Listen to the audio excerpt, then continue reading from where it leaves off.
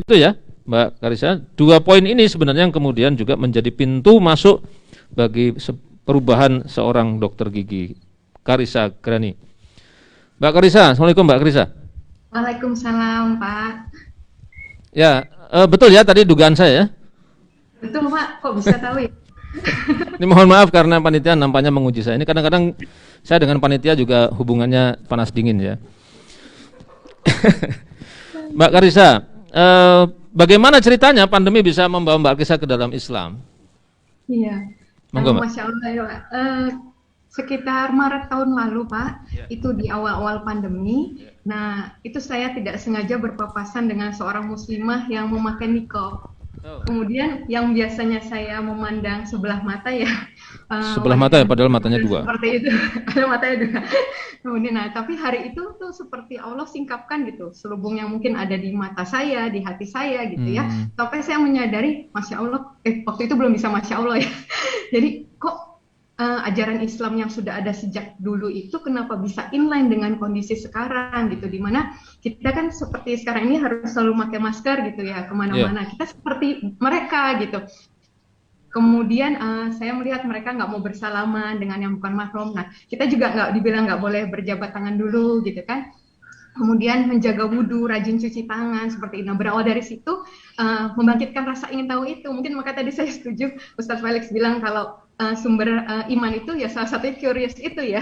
Nah, diawali dengan rasa sekedar ingin tahu aja gitu ya, manfaat gerakan sholat gitu, tapi dari sisi kesehatan gitu. Kemudian ada sunnah-sunnah yang mungkin saya tahu dari teman-teman kantor sering lakukan, puasa Senin Kamis seperti itu.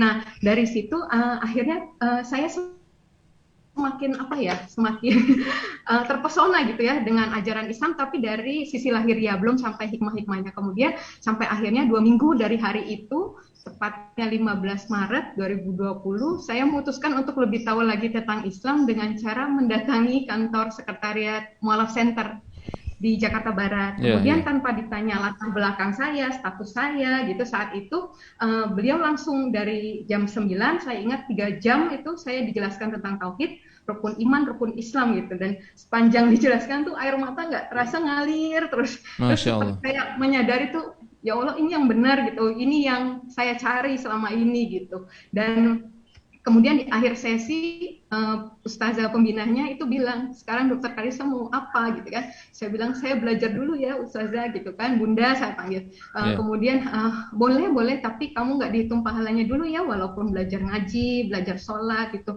Oh gitu, karena kenapa saya tanya, karena belum syahadat gitu. Oh memang syahadat isinya gimana bunda? Percaya Allah itu esa, percaya dengan penjelasan tadi ya, kemudian percaya Muhammad itu utusan Allah, percaya, ya udah itu isian syahadat, ya udah saya syahadat, as simple as that, nggak ada mikir kemana-mana gitu. Saat itu langsung beliau ambilkan saya gamis ya, diberikan jilbab, kemudian langsung azan berkumandang ya, azan zuhur berkumandang itu saya dituntun syahadat. Jadi cukup satu keyakinan tentang tauhid itu benar, itu sudah membuat saya cukup untuk mantap bersyahadat gitu. Dengan kondisi saya saat itu yang sudah menikah, punya anak 3. Itu kira-kira Pak. Oh berarti sudah punya putra 3 ya pada saat masuk. Sekarang sudah, mereka Pak. Bagaimana Bu? Kaderullah saya sudah berpisah dengan mantan suami karena masih non muslim. Anak-anak karena masih di bawah 12 tahun jadi ikut saya. Ya, mudah-mudahan Allah memberikan jalan buat Ibu ya. Ya. Saya jadi nggak berani manggil Mbak, kembali aja Ibu aja kalau gitu ya. Ibu-ibu ya Pak, udah. Ya. Baik Bu, saya juga ingin bertanya, berapa sih sebenarnya jumlah dokter gigi di Indonesia Bu? Enggak, ini saya pertanyaan serius ini. Tahu nggak Bu, berapa? Berapa Pak? Enggak, berapa jumlah dokter gigi di Indonesia? Setahu Ibu? Enggak tahu Pak. Ada ribuan nggak kira-kira? Bisa, ya. Maksud saya, kalau dokter gigi model Ibu ini, ya yang masuk hijrah banyak sekali nanti. Jadi mudah-mudahan para dokter yang mendengarkan ya, yang punya kawan dokter dan sebagainya, sampaikan itu bahwa salah satu pintu hidayah yang juga dialami oleh Bu dokter kita ini ternyata adalah lewat pandemi, dan itu perilaku sehat yang ternyata sudah menyatu di dalam aturan syariat. Itu luar biasa. Jadi Saya doakan juga Bu Dokter nanti bisa menyampaikan kepada dokter-dokter yang lain 1000-an itu mungkin dalam satu forum khusus. Nah, itu Insya jadi Allah. forum hijrah bareng kan, tema kita hijrah bareng. Ya. Bu Dokter, saya satu lagi pertanyaan. Mudah-mudahan masih bisa menjawab ini ya. Bu, ketika Ibu tadi sebelumnya saya belum bertanya tapi Bu sudah menjelaskan. Ternyata Ibu menghadapi persoalan ya. Persoalannya adalah terpaksa berpisah dengan suami. Apakah itu tantangan terbesar buat Ibu atau ada lagi Bu tantangan yang Ibu hadapi? Iya, betul. Jadi memang itu tantangan terbesar saya ya kalau bisa dibilang gitu. Karena kan demi mendapatkan ridha Allah itu saya harus memutuskan untuk tidak bisa melanjutkan rumah tangga gitu ya, dan otomatis itu pasti berefek terhadap anak-anak yang utama, kemudian keluarga besar, belum juga penghakiman orang terhadap diri saya sendiri gitu. Tapi untuk dapat ridha Allah ya tadi sudah disampaikan juga, untuk suatu hijrah itu pasti karena ada sesuatu yang lebih berharga, karena ada sesuatu yang lebih besar gitu. Jadi ya nggak sebanding gitu harganya itu dengan hidayah ini yang dikasih sama Allah. Ya, Masya Allah. Semoga Allah terus menjaga Ibu dan membukakan pintu hati suami Ibu ya, mantan suami Ibu ya.